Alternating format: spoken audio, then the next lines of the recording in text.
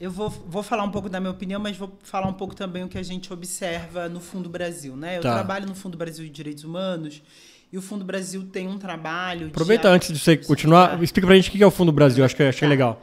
Bom, o Fundo Brasil é uma fundação independente que apoia coletivos, grupos, movimentos sociais, organizações da sociedade civil no Brasil todo. Né? Organizações que apoiam defesas de direitos. Então, né, que lutam por defesas de direitos, combatem violações de direitos humanos.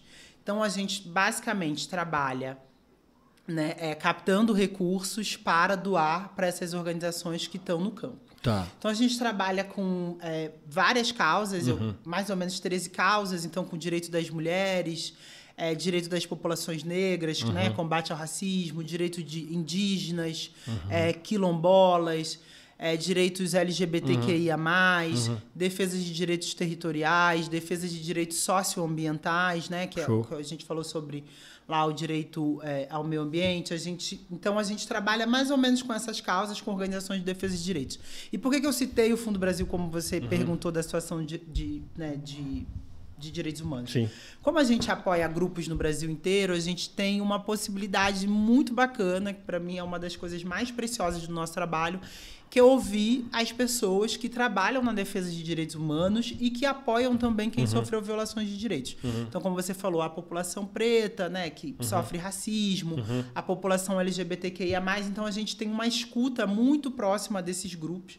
A gente fez um encontro ano passado e o nosso diagnóstico, o diagnóstico desses grupos, né, que é o que eles comunicam para a gente sobre a situação de direitos humanos do Brasil, é que a gente tem um arcabouço jurídico, que é como a gente chama as leis, né, muito positivo. Então, o Brasil tem uma Constituição que reconhece muitos direitos para a população. Assina vários tratados internacionais, que são esses tratados que são feitos, né, na Organização das Nações Unidas, na ONU, nas organizações dos Estados Americanos, que é a OEA, que são, né, os tratados que servem para a nossa região inteira. E aí o Brasil tem esses direitos. O que falta para o Brasil? Primeiro, a efetivação desses direitos, em especial quando a gente fala sobre efetivação, sobre o que o Estado tem que fazer para a população ter acesso a determinados direitos. Então, por exemplo, as crianças e adolescentes terem direito à educação, o Estado tem que construir uma escola, tem que contratar professores. Né? Então, para a gente ter acesso à saúde, tem que ter hospital, tem que ter médico no hospital, tem que ter posto de saúde. Então, precisa de uma série de políticas públicas para efetivar esse direito. Então, o diagnóstico que a gente vê é de que falta, de fato, uma efetivação desses direitos. Então, há muitas diferenças regionais e territoriais. Então, a gente ainda tem muitos lugares do país onde você não tem acesso a esses direitos. E aí não tem acesso ao direito à educação, à saúde, mas não tem, por exemplo, acesso à justiça, porque faltam defensores públicos, faltam agentes do judiciário mais próximos daquela população.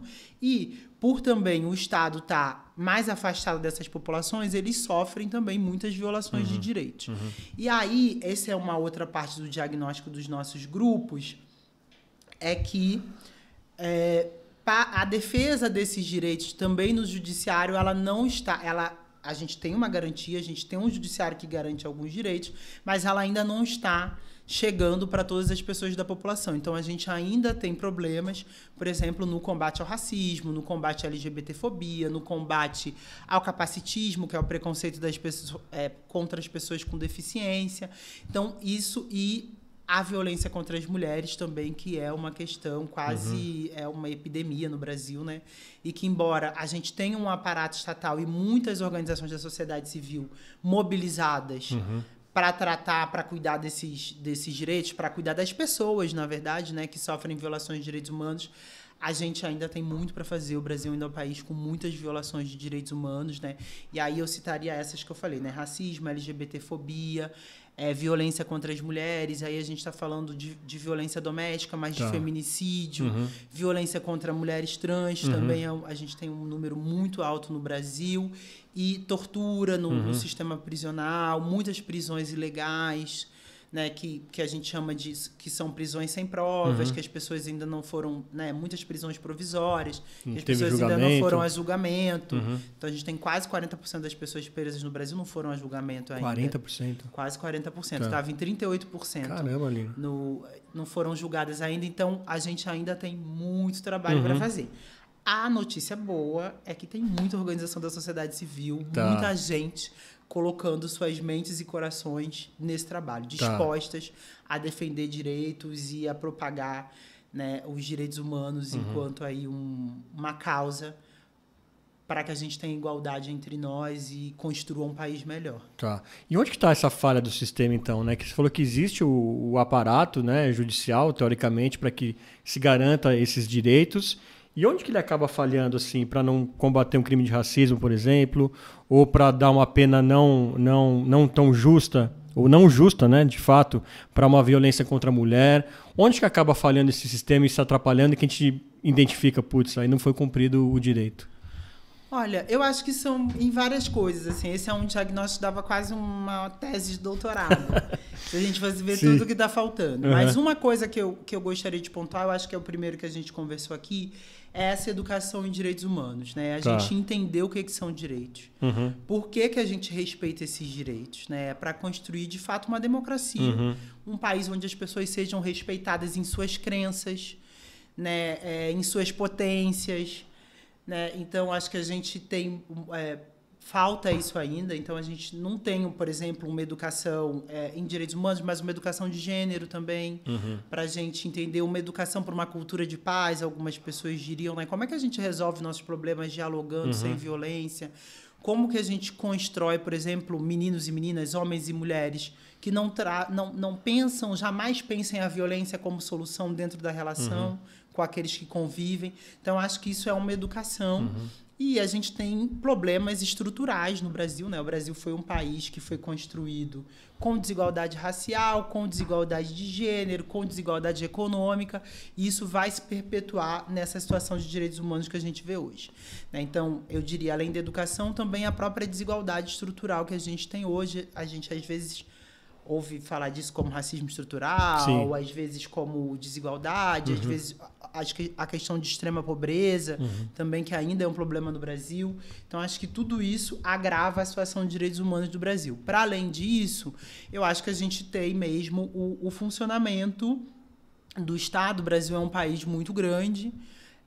E aí eu não gosto de colocar a culpa de tudo no Estado, não se trata disso, mas, de fato, a gente precisaria, primeiro, que a população acreditasse mais no Estado e acompanhasse as políticas públicas, o orçamento público, os seus vereadores, os deputados, né, o Congresso, para que a gente soubesse, de fato, o que está sendo feito e conseguisse pressionar, né, para o que a gente quer e para o que a gente precisa, não é só porque a gente quer, a gente precisa de um país melhor. Sem dúvida. Então, acho que um pouco disso, né? Então, acho que é o fortalecimento da sociedade civil de um lado e um Estado que preste esses serviços, né, que garanta esses direitos para a população. Então, eu também diria isso. Numa terceira coisa, não sei se eu disse 3 ou 4 agora, estou na dúvida. Tudo bem. A gente contabiliza depois. Uma terceira coisa, o que eu diria é o judiciário.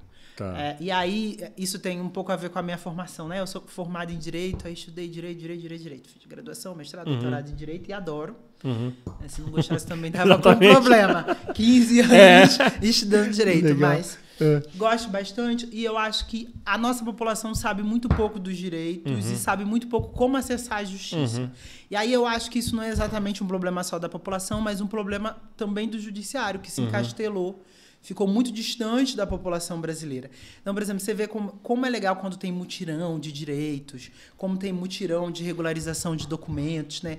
Quando o judiciário chega perto da população, seja através da defensoria, seja através dos tribunais e tal, como a gente vê grandes transformações com coisas, né, menores. Então, eu acho que a população também cada vez mais conhecendo os seus direitos e sabendo como acessar a justiça e tendo, claro, assistência para isso. Você não vai na justiça sem um advogado e tal. Por isso a importância também das defensorias públicas, da gente estar acompanhando, né, das ouvidorias, que são né, representações da sociedade civil que ficam próximos do sistema judiciário para dar as prioridades da população para o judiciário, para que o judiciário possa trabalhar para o povo brasileiro.